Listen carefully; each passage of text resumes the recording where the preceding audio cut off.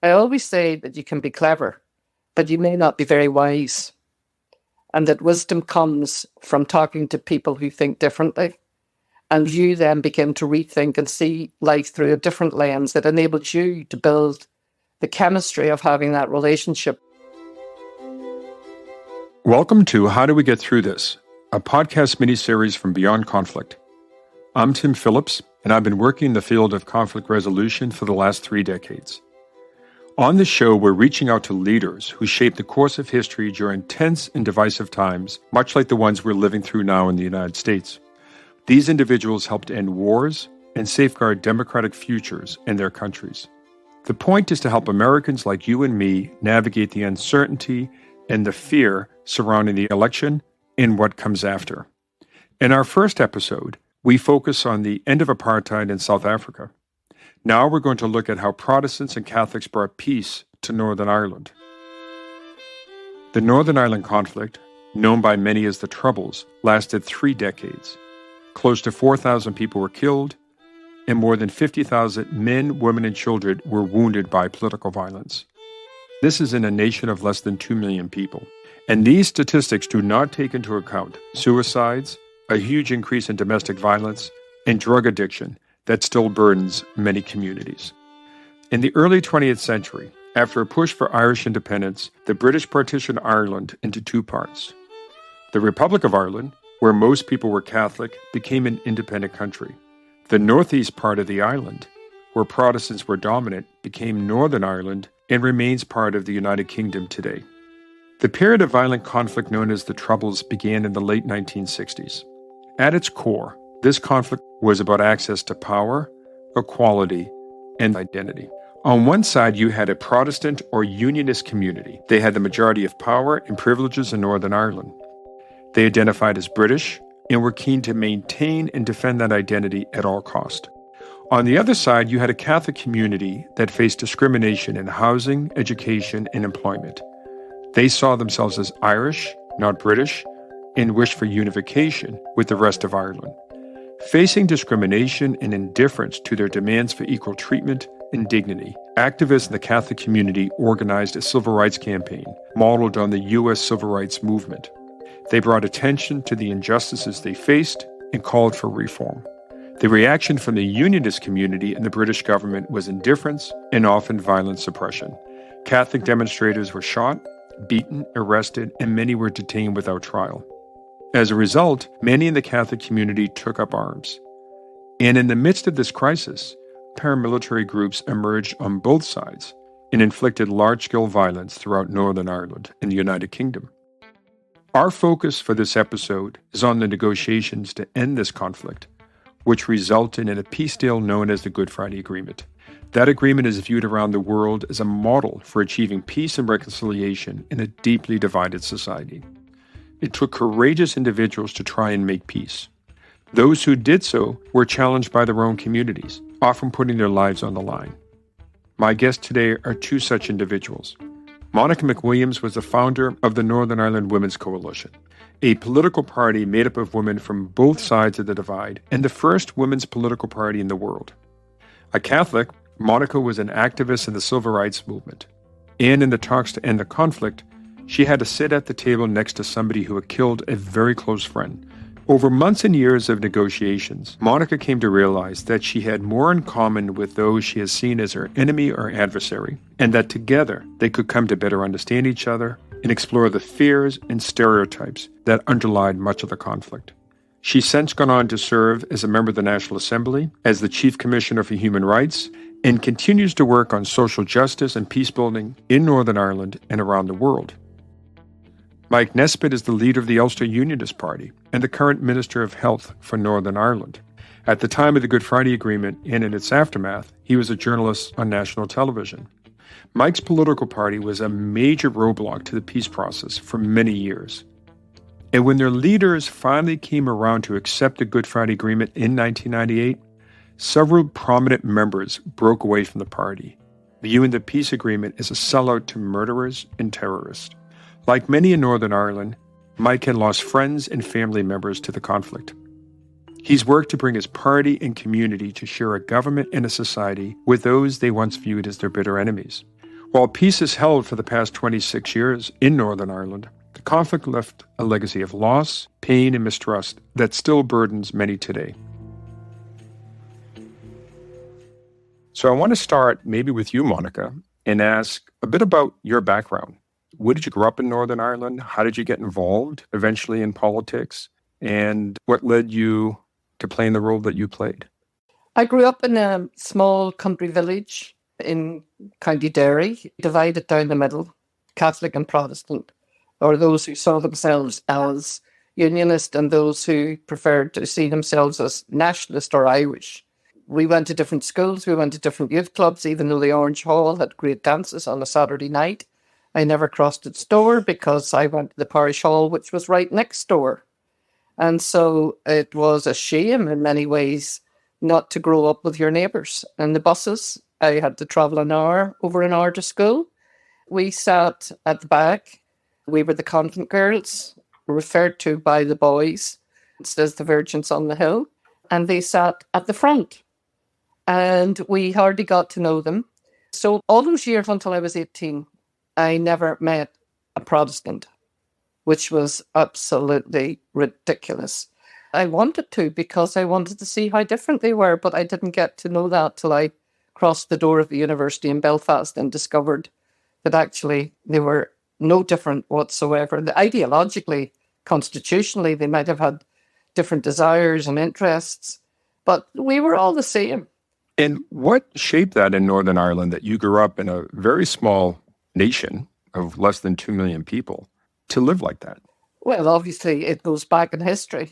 When Northern Ireland was partitioned in 1922, there was a bitterness that set in, and I was very conscious of that lasted throughout my childhood and early adulthood, to the point where we became active in the civil rights movement as a family. And that's where I cut my political teeth, in that movement as a teenager and as a very young woman, and saw some terrible things happen to the peaceful protesters that should not have happened.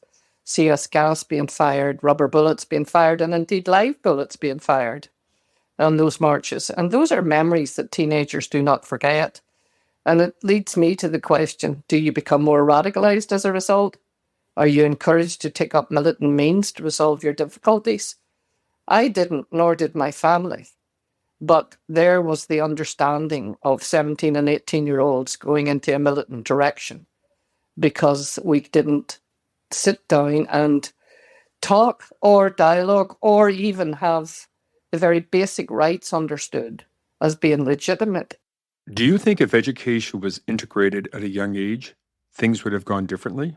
I'm not sure, Tim, that it could have, because it was bigger than just being integrated. You actually had to give the rights to which people were entitled, the right not to be discriminated against in terms of fair allocation of housing or the fair allocation of jobs, or indeed the gerrymandering, which you're familiar with in the United States.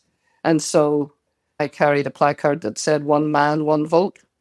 It should have said "one person, one vote," but feminism came much later. Well, that's really powerful. And I want to turn to Mike Nesbitt. Mike, could you maybe just share a bit about your upbringing and actually how it compares or contrasts with Monica described about growing up in Northern Ireland around the same time? Well, I was born in the capital city of Belfast, just in time to grow up through what we so euphemistically call our Troubles, where over a period of about 30 years, around 3,500 people lost their lives. Now, I know for an American audience who lost around 3,000 people in a single day's terrorism known as 9/11, 3,500 people over 3 decades maybe doesn't sound like a lot. But if you scale it up pro rata, the equivalent level of violence in the United States would have seen something like 700,000 Americans killed. And I believe that's about 12 times the number who died in the Vietnam War. So it's no surprise that we're still at this remove trying to deal with the legacy and the consequences of it. I remember the civil rights movement. You know, when we partitioned the island in 1922, we guaranteed that in Northern Ireland, you had a built-in and very solid Unionist stroke Protestant majority. And in my analysis, there were two byproducts for that. The first was you could have an election to the local government every month if you wanted. Unionists were always going to win. And I think because of that, my forebears didn't feel the compunction to reach out to our Catholic nationalist neighbours, reach out to people like Monica and say, look, come with us on a journey to build this new little country into the best little state it can possibly be. And that, of course, led to a growing sense of frustration and anger. And that exploded in the late 1960s, I think, in two ways, with the civil rights movement Monica referred to, who I think were out to transform the state and how it was governed. But the second development was the birth of the Provisional IRA, who, from my perspective, were out to destroy the state. Well, thank you, Mike. One of the things that I've learned in my time in Northern Ireland, in the peace process, just observing and trying to help at different moments, was that you had very different realities operating in a very small space, not only in terms of that lived experience that you talked about, Monica, but also the narrative of Northern Ireland, the narrative of its history, and the future of the nation or of Northern Ireland. And what I mean is, for example, I met many Catholics who would talk about 3, 4, 6 centuries of oppression and that whatever form of resistance was justified. And yet I remember hearing from people on the Unionist side, maybe a bit more to the right of your party, Mike, were saying that what we're looking at is not centuries of oppression. We're looking at an aggravated crime wave that wasn't justified. And whether it's the civil rights activism or the armed violence of the IRA and loyalist paramilitaries, they really sort of tore apart the community even more. So, in the midst of all this were a lot of competing identities. Am I wrong to think that that was happening? No, that was happening, Tim. You've mentioned two concepts that strike a chord with me, and the first is moments. So if you read Charles Dickens, he talks about memorable days in people's lives. And what he means is it's a day that kind of shapes the rest of your life. And he uses the analogy of a chain. So if it's a good, memorable day, you'll be wrapped in a chain of roses. And if it's bad, it's a chain of thorns. So the memorable day for me, the moment, was the 25th of January, 1973, when the IRA blew up my father's business. He had a linen business in Belfast. And in the moment of that explosion, every certainty in his life disappeared. But every responsibility remained. He was still married. He still had 3 young children. He still had to run a car and a household. But suddenly the income stream had gone. And that's what got me interested in the human cost of conflict and in the politics of Northern Ireland. Because I was supposed to be the 3rd generation to run that business. But for a variety of reasons, Dad was unable to get it up and running again. And so after university, I became a broadcast journalist. And my fascination, again, was with the human cost of the conflict and the politics of the place. And I covered it all the way through to and beyond the 1998 agreement. The other thing you said that interested me was conflicting narratives. It doesn't matter whether it's conflict-related incidents or civil rights movements or whatever. If you look at it through the 5 W's, who, what, when, where, why, we know who organizationally. We know what, bomb, shooting, denial of rights. We know when and where. So the only bit that's contested is why. And there are conflicting and differing narratives about why certain things happen. And I think the best thing we can do in terms of dealing with that legacy is allow everybody to lay down their narrative, confident enough that future generations will agree with you when they study it. Well, thank you for sharing that, Mike. And I was not aware of what happened to your father and in your family. It's the intimacy of the violence in Northern Ireland that I think makes this story powerful, not just for the United States, but I think, frankly, globally, because everybody thinks their situation is unique, that nobody understands how they're suffering and what they're struggling through. And as an American, when I started doing this work 3 decades ago, it just struck me that at the end of the day, people respond to the experience of violence and humiliation or conflict on a human level. And people can learn from the experience of others. And so as an American, hearing both of you right now, it just reminds me that there are so many of those connection points to the American story. And we're in a big country of over 330 million people, 50 states. And yet, contested narratives, identities, legacies, people increasingly live apart from each other. Where we get our information, even more so, is siloed from each other. And we don't know each other. You know, Monica, a lot of our listeners are probably not aware that the civil rights movement in Northern Ireland was modeled on the U.S. civil rights movement. What shaped that movement in Northern Ireland? Well, the three demands were to get the franchise equally universally to all, irrespective of political identity or religion. It was fair allocation of housing, because housing had been discriminated against. Catholics who had families were not able to get a house when a single Protestant woman, for instance, was allocated a house, and that became the kind of symbol when one of the politicians then began to squat with other women in a particular area of Northern Ireland, and it led to the Homeless League and eventually led to the origins of the civil rights movement, and likewise for employment. And it was much later that we introduced an act known as the Fair Employment Act, and the community from which Mike came from was still resistant and said, not an inch and no further. I know the two of you have known each other for a long time, and not necessarily as friends. Monica, after the Good Friday Agreement was signed, you were elected as a representative in the Assembly, which is the regional legislature in Northern Ireland. And I know there was a moment, Monica, after you lost your seat in that assembly, that the political got personal for you and Mike. Can you talk about what happened and how you worked through it together? Mike and I had issues. And so Mike, as a broadcaster, interviewed me when I lost my seat. We had formed a political party made up of both sides, all women, but men were supporting us because there were two issues in Northern Ireland: the lack of women in political decision-making and also the lack of diversity amongst the political parties in terms of identities. So we were Catholic, Protestant, pro-British, pro-Irish, and neither. And that was important because others felt that there were identities more important than just their political or religious identity. And so when I lost my seat, I went into the studio and Mike said to me, well, you'll have to find another political party. And I was quite hurt and quite shocked when Mike thought that, it was something that I would run off and do and take the opportunity to jump into another party. And then he said, and the next time I wanted political opinion, I'll ask my mother. Now, this programme was being broadcast across the whole of Northern Ireland.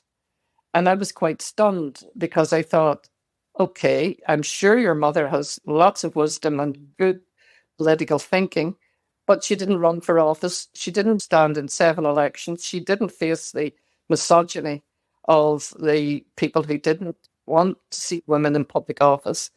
And I was doubly hurt.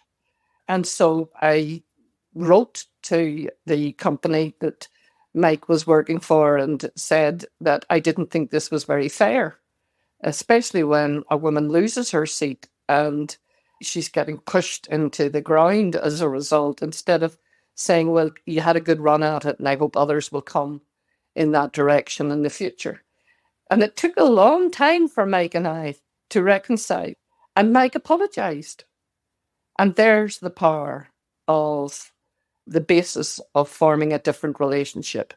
Mike acknowledged that it was probably on my end, putting himself in my shoes, not something that was worthy at that moment, and probably a little bit humiliating from my perspective. I really appreciated that apology, and we've been friends ever since, despite the fact that we come from very different backgrounds. I also appreciate his contribution to public service, because Mike is one of those individuals that has challenged his own side. And I worked with people like that during the peace talks. I always say that you can be clever, and I had many postgraduate degrees, but you may not be very wise. And that wisdom comes from talking to people who think differently. And you then begin to rethink and see life through a different lens, see politics through a different lens that enables you to build the chemistry of having that relationship which keeps that conversation going. And that's what Mike and I have been able to do over the decades. Well, thank you for sharing that, Monica, and Mike as well, because you've done a very good job of sort of illuminating the reality of Northern Ireland as you were growing up. And I think it's important for the listener to understand both the level of violence so as not to ignore it, but also these very sort of separated communities that share so much in common. Monica, you'll appreciate when Rolf Meyer and others came from South Africa in the mid-90s, what shocked them was to see that these were Christians, all white, fighting each other. And they came from a country where there was different tribal traditions, different races, different ethnicities, and on and on and on. And I remember Mandela was shocked as well to think, just that this level of not only enmity, but how identities and the narratives that shape those identities can tear apart communities that others would find surprising. It tore us so far apart that we ended up an eye for an eye till we were nearly all blind. And it was Mandela, when we went to South Africa during the peace talks, who said to us, "You're all white, you're all supposedly Christian, you all speak English. You really do hate each other. And more importantly, you've brought apartheid back to South Africa because I'm having to do my talk twice because you won't sit in the same room." That was a year before we signed the peace agreement. I remember the leader of Mike's party, David Trimble, saying, and others eventually saying, it's a pity we didn't actually engage in dialogue earlier because there were too many rumours, too many lies flying around the place about what you were saying about us and what we thought about you, that it was only when we engaged directly that we began to find the answers through what we could do together. Mike, Monica and I know a friend from Israel named Naomi Hassan, and she once said, an enemy is an abstract concept, but sitting across from somebody is human. And it just shows that, what you just referenced, Monica, is part of this experience. And we see it here in the United States. And now on top of all this, we have social media and we have all these platforms that give people a voice, but it's very abstract. It's very intangible. So you're now a leader of a political party called the Northern Ireland Women's Coalition. Mike, you're a journalist looking in from the outside, but coming from the Unionist community. You eventually become head of one of the largest Unionist parties, the Ulster Unionist Party. But in those negotiations, Monica, I've heard you reference that one of the first days you sat down at the table, to your left was somebody that killed somebody very close to you when you were in college. What was that like? Well, I had to do a bit of work to find out if he actually was the person. But yes, it was the Ulster Democratic Party who had been affiliated to the loyalist paramilitary group known as the UDA. My friend was 20 and he didn't turn up one evening and we wondered where he was. And word came through that he had been hitchhiking the same as the rest of us. And the person that gave him the last lift took him to a UDA club. He was tortured and had 4 bullets put through his head and dumped where we used to play sport together at the Queen's University playing fields. So it had a huge impact on me at that very formative second year of my student life. So when I sat down at the table, yes, Tim, I looked around, but it wasn't just me. I looked around at the table and members of Mike's party, one of them, John Taylor, had 12 bullets put in his face and body by the official IRA and survived. One man had run a pub and watched someone being killed in front of him. Peter Robinson, another member of a party, had someone, a good friend, aged 23, shot dead. So there was hardly anybody at the table that didn't know somebody. So you put all of that in your head, and what I thought was, this is the reason why I'm here. I don't ever want this to go on again. And if we can make some headway and find our way to a peace agreement, perhaps we will stop the violence. We might not stop all the sectarian hatred, but at least we will put the guns down and the bombs. It was a powerful moment, really.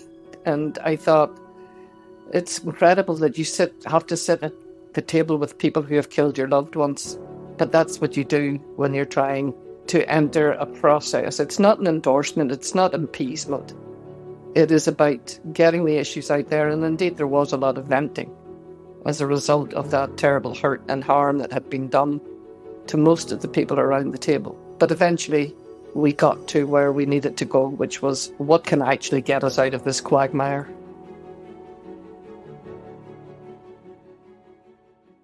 Monica, in a deeply polarized environment like the one you faced, similar to the one we're facing in the U.S. today, compromise can seem like a dirty word. I remember you saying that compromise was alien to the political culture in Northern Ireland. How did you reframe that concept of compromise? Yeah, it was actually Mike's party that challenged me one day when I went out to speak to the media. And everyone knew that at some stage we were going to have to compromise on the huge demands, especially the Ulster Unionist Party and Sinn Féin, who had at the opposite ends of a continuum in terms of their desires for the future. And compromise was a language that we were accustomed to using. And so I said it to the media. And when I came back into the room, everyone Mike's party in particular, but so did others, challenged me and said, it's easy for you. Your party, you don't have to compromise very much. It's us who are going to have to give so much away. And I said, you're probably right on both counts, but we are going to have to accommodate each other. And there are things that we want too, as women in this process, that you probably won't want us to have, but you're going to have to accommodate us too.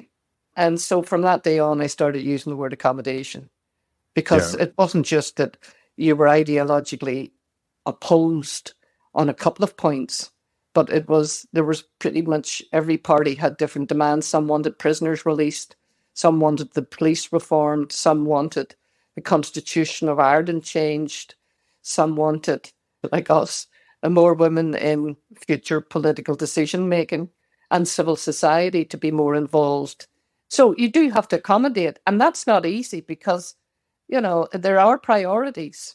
But yes, the word accommodation became much more relevant than the word compromise.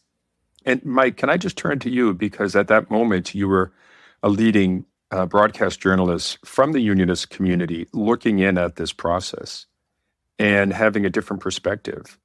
What surprised you? Also, more importantly, as I think of the United States, what evolved as people got to know each other in that, several-year process of the Good Friday Agreement? The most surprising thing was that they found a way to reach an agreement. And I don't think there were many people in Northern Ireland, including the cadre of journalists who were covering the talks, who felt that that was really going to be possible, Tim. But I have an outstanding memory of the last day, the 10th of April, Good Friday of 1998. At about, say, 2 o'clock in the morning, I remember getting in my car, driving home. I wanted to have a shower, change my suit, freshen up for the next day's coverage, which was to be the last. I have 2 sons, and at that time, PJ was 3.5, Chris was 10 months old. And when I arrived home, I found them in bed, sleeping with their mum. And I just had this great surge of emotion, thinking, if this is going to work into a deal, you guys are going to grow up in the same city I grew up in, but in an entirely different environment and atmosphere. You're going to be safe. You're going to have access to the whole city, because during the Troubles, of course, the city was kind of segregated. You had, areas that were loyalist, areas that were nationalist, areas that were Irish, areas that were British, and you didn't really cross the line for fear of mortal danger. What Monica and everybody else at the talks did was inject hope into the people of Northern Ireland. And after 30 years of violence at the scale I'm talking about, that was such a welcome development. Suddenly there was hope that it wasn't going to be that way. It didn't have to be that way, that actually it could be better. Obviously, one of the most important drivers of our politics in the United States today is the fear of the demographic and cultural change that we see happening, and also the increasing economic inequality. And I don't think it's being partisan, but being accurate to say that one party over the last several decades has sort of weaponized that fear and that change.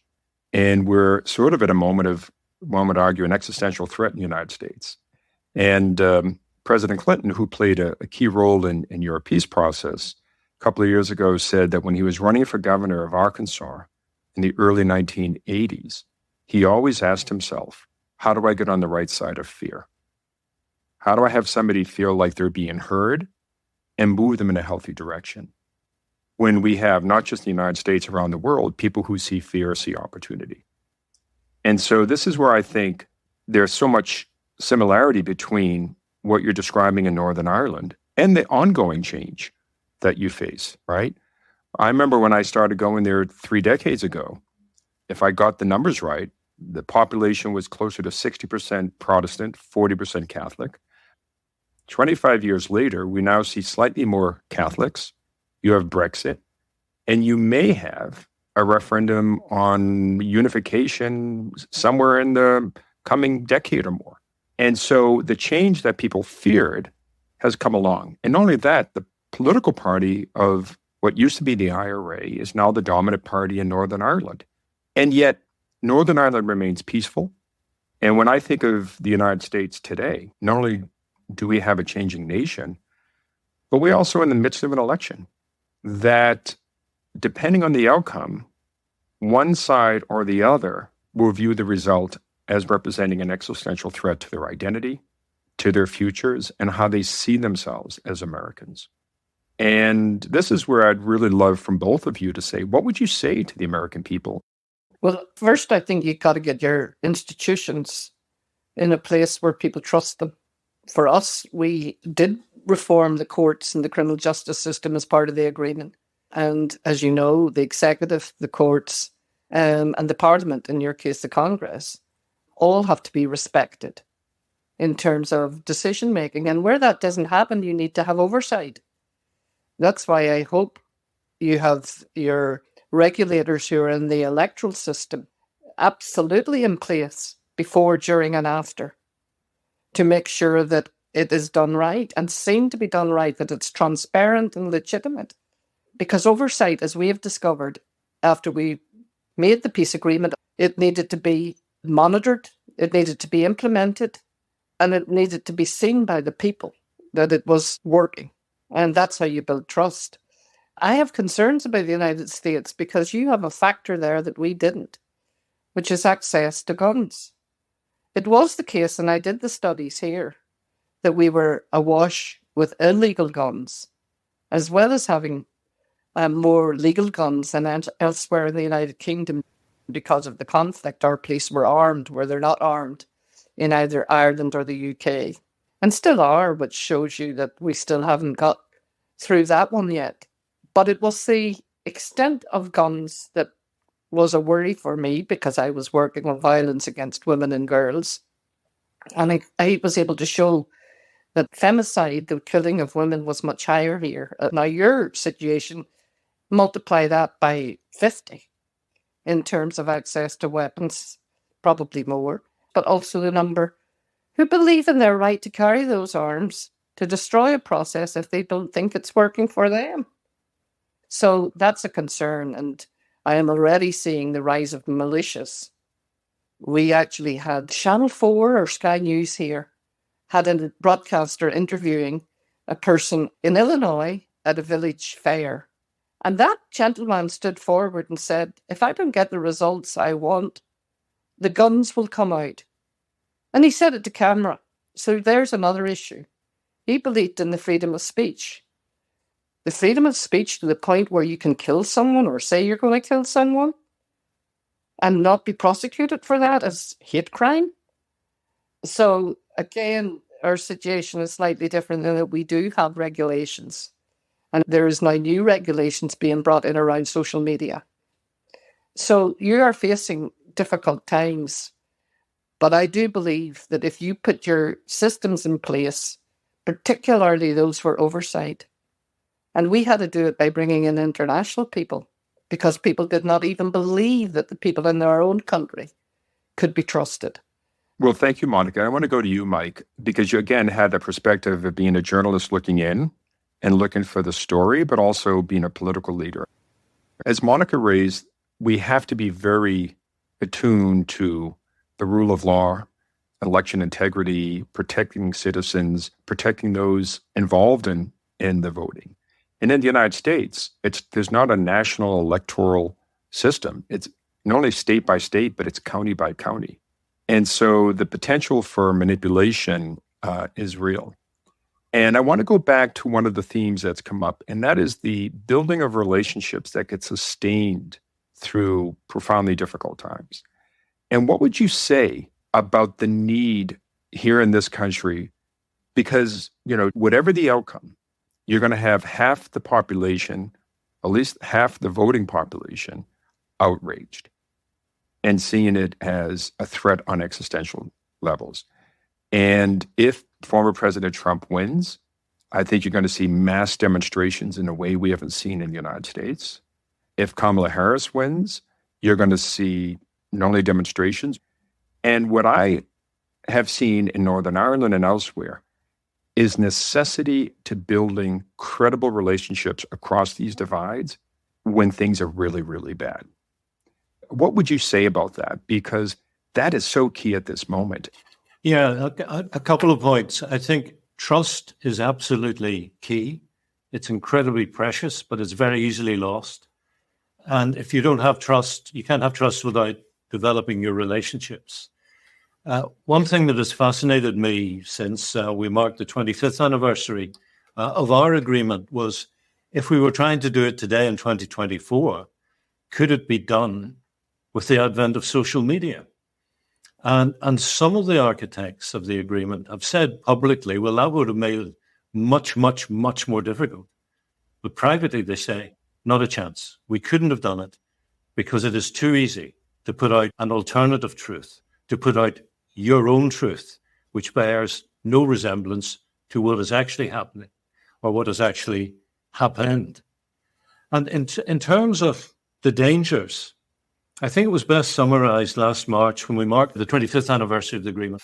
When the talks chairman, Senator George Mitchell, returned to Belfast, he made an amazing speech at Queen's University. And I would encourage anybody to look it up on the internet. It is the best speech I've ever heard. And what he warned about was that beware the 100%ers. Because if you're a 100%er, there is no room for compromise. And that's where I fear America may be going, particularly on the Trump side. And that, to me, is the road to nowhere. So there is an area where you can maintain your values and your principles with no threat to them, but you can understand what you can do and say to somebody who's taking a different view that allows you to move forward together.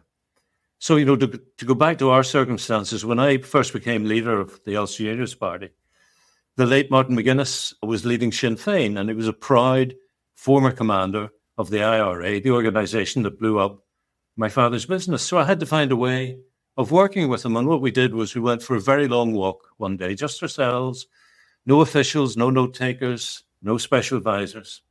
And we disagreed, particularly on the past, because he felt that my forebears left him no choice but to turn to violence to achieve a more equitable society. And my view was, well, if you pick up a gun, Martin, that is to make a choice. If you detonate a bomb, you choose to press the button. And then he said, well, I didn't grow up in the same circumstances that he did in Derry. And I said, no, I didn't, but John Hume did, and he chose a nonviolent way to get to where he wanted to be. So my fear is we are becoming just divided. You're either this or you are that. And the biggest problem we've had here is Brexit. I think that more than the demographic changes, more than any other development, is the greatest threat long-term to Northern Ireland's place in the United Kingdom, because it has been so divisive and unsettling. And I think a lot of people who would describe themselves as nationalists and who would say, I would love to see United Ireland one day aspirationally, previously would not have been activists because they were too busy earning good money and having their children well educated. But because of Brexit, they feel they've been denied their sense of Europeanness, which was a link with the people in the Republic. And I think some of them have now said, not only do I aspire to United Ireland, I'm going to be actively working to achieve it. Wow, thank you. I mean, that conversation with Martin, I would have loved to heard that whole conversation because that captures a lot of history right there. But Tim, the point about that is what Mike has just illustrated, and I think Ralph Mayer illustrates when he talks about his relationship with Cyril Ramaphosa on opposite sides, was how do we learn from the other side? What are they thinking? What is it? Not just in terms of what led you to do what you did, but how are we going to work together in the future? Pick up the phone at the moment of crisis and talk to the person. Find out what's going on. I said, and it was enormously important for me, was to invite people here to my home at the start of the talks. We were strangers.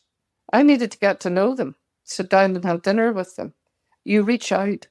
You reach out and you find someone that you can link with, engage with, knowing that they won't want the same outcome, but that you need to figure this out before it becomes violent, before you go back to violence, in our case. And luckily, we have never, since we signed the agreement. It has worked. But equally now in the United States is a question of prevention. It's a question of sustaining whatever peace you've got and getting through it. And then setting down some really strong codes, whether that comes from your election, county, districts, states, right up to the federal level. That this is how we are going to protect our society, our nation. You know, Monica, you're reminding me of going to New York last March for an event for the 25th anniversary, and it was the National Committee on American Foreign Policy. And around one big conference table, all the main Northern Ireland parties were represented. And we talked for about an hour and a half. And yes, there were moments of tension, but more regularly, there were moments of agreement.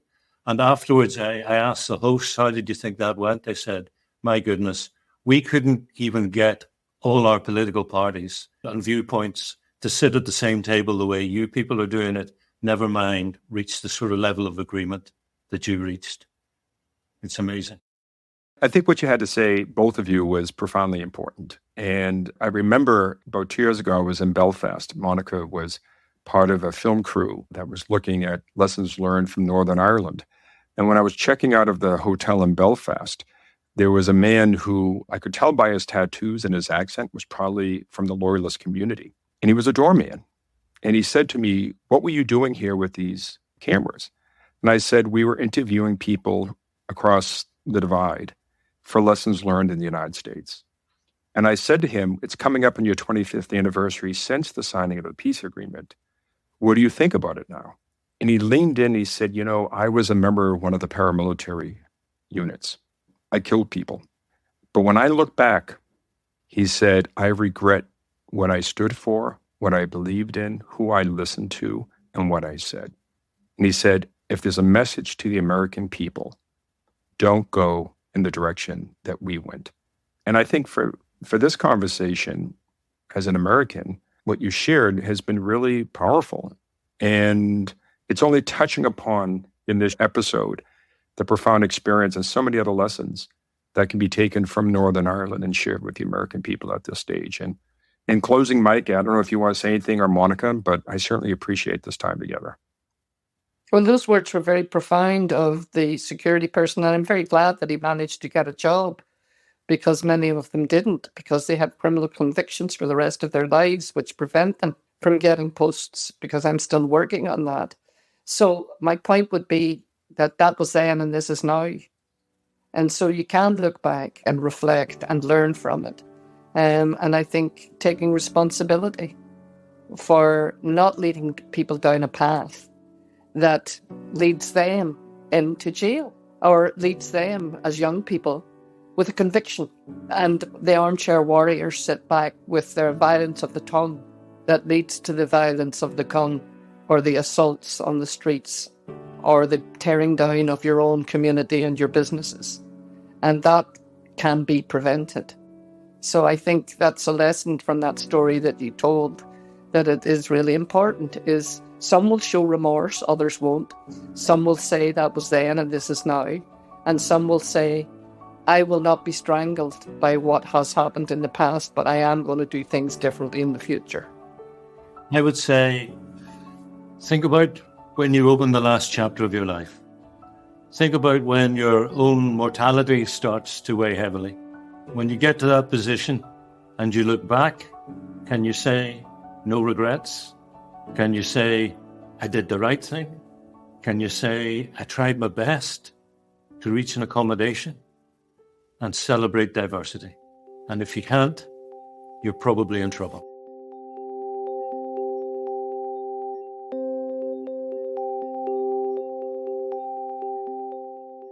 Okay, so what can we take away from this conversation? Some of Monica and Mike's suggestions are long-term solutions, like election monitoring or regulating social media. But for now, here are 3 lessons that we as everyday Americans can apply to help us get through the election and the transfer of power that will come after. Takeaway number 1, apologies matter and forgiveness can transform relationships. When Mike interviewed Monica after she was voted out of office, he asked her if she was going to leave the party she helped start. He also told her that the next time he wanted a political opinion, he'd ask his mother.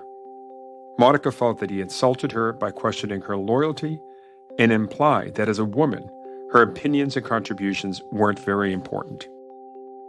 You might say, by going on a news program hosted by someone from the opposite party, Monica was walking into the lion's den.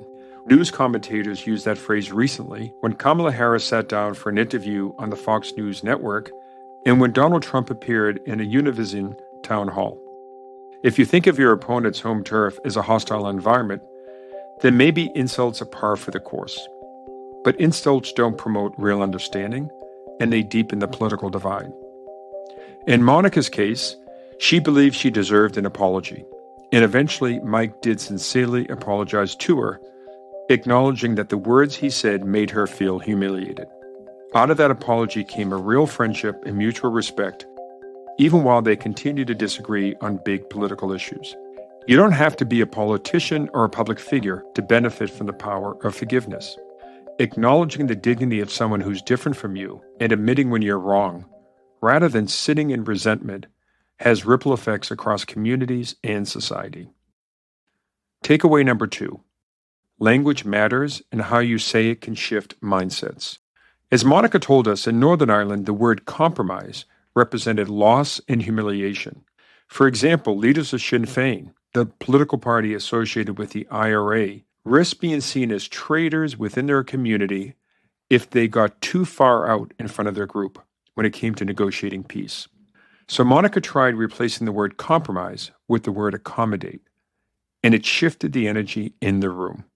Suddenly, leaders across the divide saw a space for themselves in their communities, in their country's future. Takeaway number 3. Peace is worth fighting for because the alternative is unbearable. As a Protestant in Belfast, Mike was born with advantages, but he also grew up around violence and devastation, like when his father's shop was bombed. He lived in an atmosphere of fear, knowing that there were Catholic-controlled parts of the city where it wasn't safe for him to visit. When he came home on the eve of the Good Friday Agreement and looked at his young children sleeping, he felt a surge of emotion knowing that they would grow up in the same city, but safe from the violence and divisions that colored his life. As difficult as it was for his community to surrender some of their power and privileges, and despite the criticism from some that they were giving in to terrorism, a life free from everyday violence was worth it. In this country, there are those who seek to hold on to power by violent means or to use force to take back the control they feel has been taken from them. But if political violence becomes normalized like it was in Northern Ireland, generations of both sides will face horrific consequences. Thanks so much for joining me for the second episode of How Do We Get Through This? If you haven't heard the first episode, go back and listen. It will give you a greater appreciation for Monica's comments about learning from people like Rolf Meyer and Nelson Mandela. Let us know what you thought or how you've applied these principles in your life. Get in touch through our website at beyondconflictint.org. You can also leave us a rating and a review in Apple Podcast or leave a comment on Spotify.